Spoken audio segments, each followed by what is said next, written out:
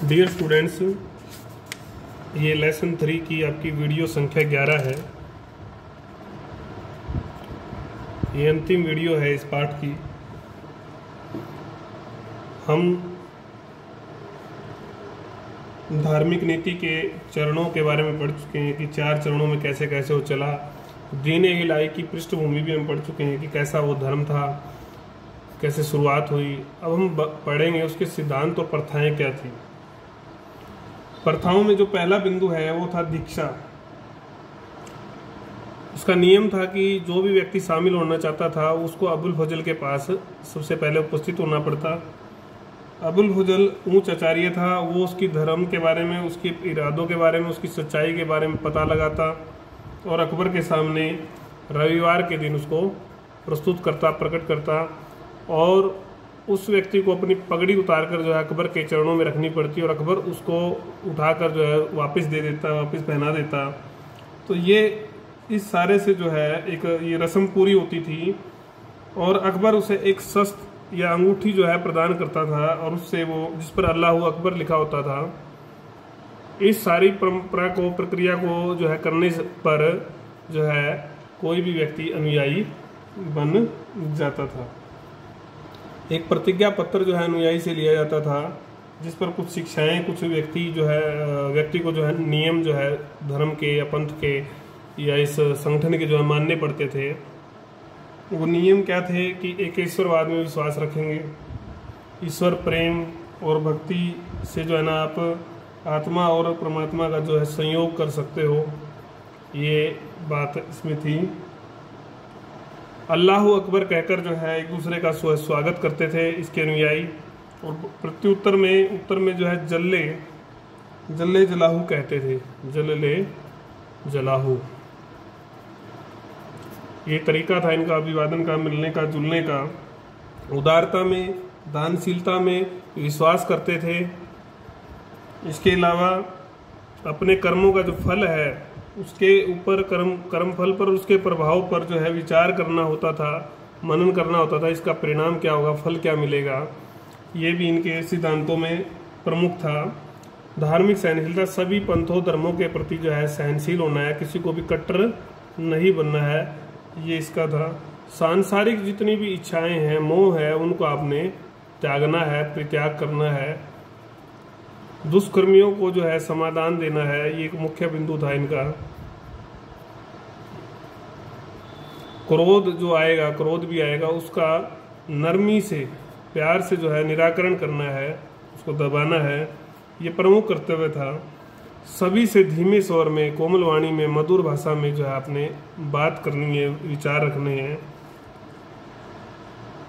अपना चरित्र तो आप शुद्ध रखेंगे ही, साथ ही नैतिकता के जो नियम है जो बनाए गए हैं उनका भी आप पालन करेंगे, ये भी इसके नियमों में प्रमुख है।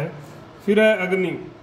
अग्नि को जो है पवित्र मानकर आप सूर्य की पूजा, उपासना जो है सब करेंगे, ये भी इसके सिद्धांतों में है।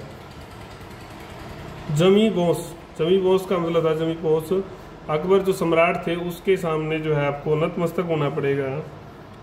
जमीन को चूमकर जो है सम्राट को प्रणाम आपको करना था, ये परंपरा का भाग था, ये सिद्धांत था। और जब आपका जन्मदिन होगा उस दिन पर आपको जो है भोज, जो है समाज को भोज कराना पड़ेगा और दान भी देना पड़ेगा। इसी प्रकार किसी रिश्तेदार की जो मृत्यु हो जाएगी तो उस पर भी भोज आपको देना पड़ेगा, ये सिद्धांतों में। मांस भक्षण का परित्याग करना है और जब जन्मदिन का जो महीना है उसमें तो आप मांस को छू भी नहीं सकते।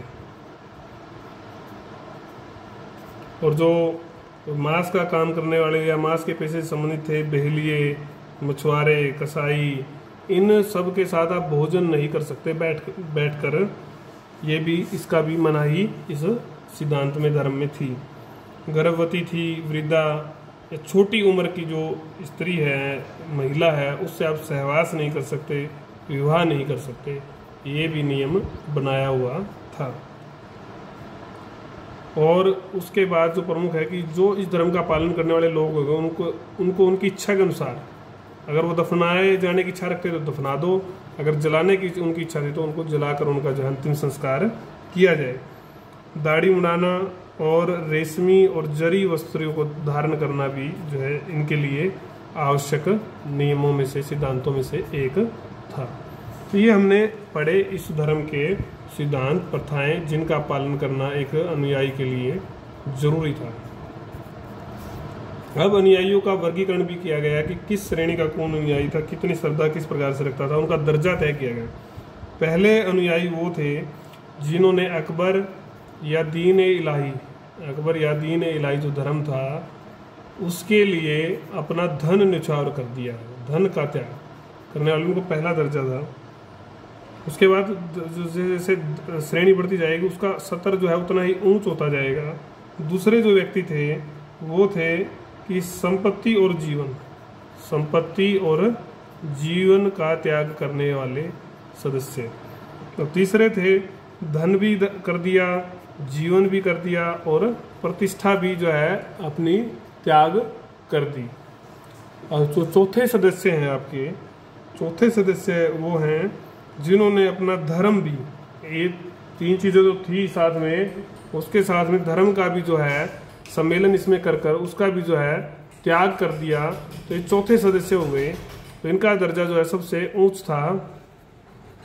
इसके बाद अगर हम बात करें तो प्रमुख रूप से दीन इलाही का सबसे बड़ा उपासक जो है चौथे दर्जे वाले व्यक्ति को माना जाता था।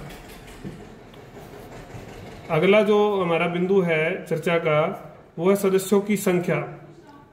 सदस्यों की अगर संख्या की बात करें तो संख्या कुछ ही हजार थी, कुछ ही हजार संख्या थी। अनुयायी जो है बहुत कम लोग बने।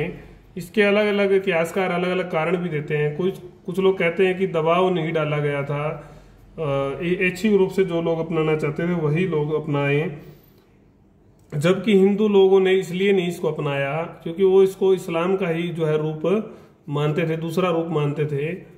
और मुस्लिमों के न अपनाने का जो कारण था वो ये था कि उसको इस्लाम के विरोध में मानते थे कि ये इस्लाम विरोधी धर्म है या इस्लाम विरोधी जो संगठन है, इसलिए बहुत सारे इस्लामी लोगों ने भी इसको नहीं अपनाया।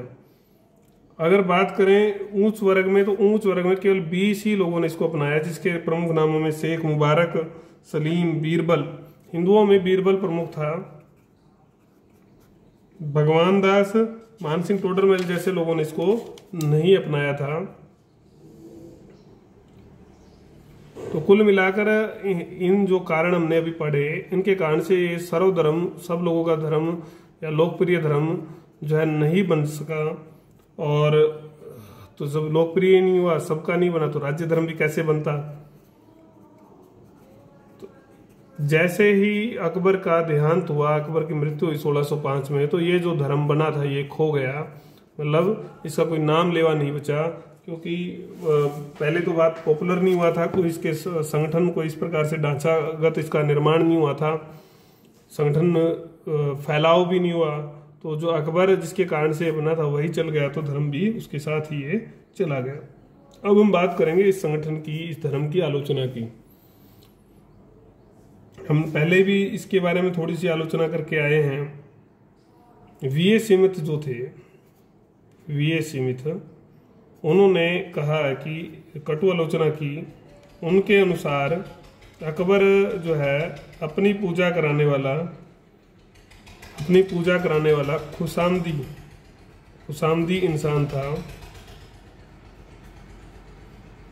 उसने इस धर्म को इसलिए चलाया कि वह खुद को ईश्वरीय दूत कहला सके। आगे उसने लिखा है कि ये उसकी जो है अज्ञानता का प्रतीक था, न कि बुद्धिमता का। बड़ा आलोचक जो है वीए सिमित जी थे इस समय इनके। कुल मिलाकर उन्होंने इसको बुद्धिमता का न देकर इसका पाखंड, इसकी अज्ञानता का प्रतीक बताया। सर बुल्जले हेग, उन्होंने अभी इसके बारे में लिखा, अपने परामर्शदाता की सहायता से अकबर ने एक संग्रह प्रदान धर्म की आयोजना की, क्योंकि उसके अहम और उसकी आडंबर प्रियता ने उसे आज्ञा देने के लिए प्रेरित किया था। बदायूनी भी इसका जो है कटु आलोचक था। बदायूनी ने लिखा कि जो है ये जो है इस्लाम विरोधी काम था इसका, शरीयत को त्याग दिया था अकबर ने, गैर मुसलमानी संस्कार अपना लिए थे। उसके डर के कारण ही लोगों ने, केवल डर के कारण ही लोगों ने स्वीकार किया, नहीं तो कोई भी इसको स्वीकार करने वाला नहीं मिलता, ऐसी आलोचना इन्होंने की। उसके बाद एक आलोचक जो इतिहासकार हैं बड़े, लैनपोल और डॉक्टर होल्डुम, उन्होंने लिखा कि ये जो धर्म था, जिस बारे में हम पहले भी पढ़ चुके हैं, ये धार्मिक नीति ही बल्कि ये सारी राजनीतिक आवश्यकताएं थी जो उस समय उसका परिणाम था, जिसमें दोनों हिंदू और मुस्लिम सम्मिलित हो सकें।